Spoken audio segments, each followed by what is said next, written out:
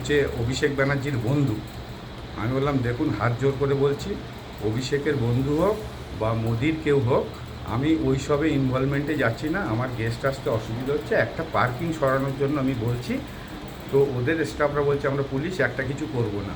দিয়ে ওরা রীতিমতো আমাদের স্টাফদের এক এক করে ধরে ধরে মারতে লাগছে। এমন অবস্থায় সোহম উপর থেকে উঠে এসে বলছে, কে বলেছিস? তুই বলেছিস? হ্যাঁ।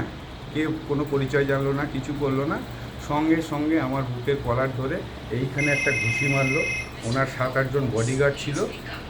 তারপরে এক লাফ মারলো, আমি ওখানে ফ্লোরে পড়ে গেলাম। আমার ভিডিও ফুটেজ কভারেজ আছে। একজন অভিনেতা এবং এমএলএ, একজন জনপ্রতিনিধি এইভাবে একটা সাধারণ মানুষের সঙ্গে যদি ব্যবহার করতে পারে, গায়ে হাত তোলে, তাহলে উনি কিসের প্রতিনিধি? অবশ্যই একজন রেসপন্সিবল সিটিজেন হিসেবে, একজন অভিনেতা হিসাবে এবং সর্বোপরি একজন জনপ্রতিনিধি হিসাবে হয়তো আমার নিজেকে অনেকটা কন্ট্রোলে রাখা উচিত ছিল, কিন্তু তারপরেও তো কোথাও তো একটা রক্ত মাংসের মানুষ, কোথাও তো একটা আত্মসম্মান রয়েছে।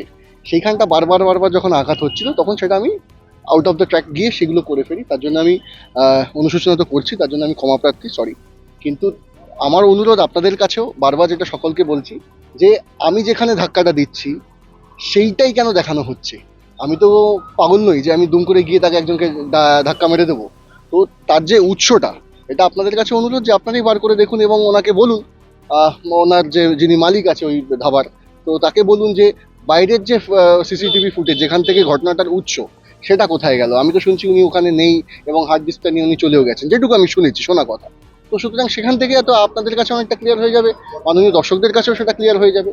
তো অবশ্যই উনি ওনার রাইটস, তো অবশ্যই একজনের রাইটস রয়েছে। উনি যেখানে মনে হয়েছে যে ওনার কোনো রকম অত্যাচার হয়েছে, তো নিশ্চয়ই সেখানে তিনি এফআইআর করেছেন। কিন্তু আইনে আমার লয়ার কথা বলবেন, সে বিষয়ে আমি একদমই অজ্ঞ। তো সুতরাং আমার লয়ারকে আমি বলেছি, তাই সেই মতন যা যা দরকার আইনানুগভাবে যেভাবে চলা, যেভাবে পা ফেলার, সেভাবেই এগোবে।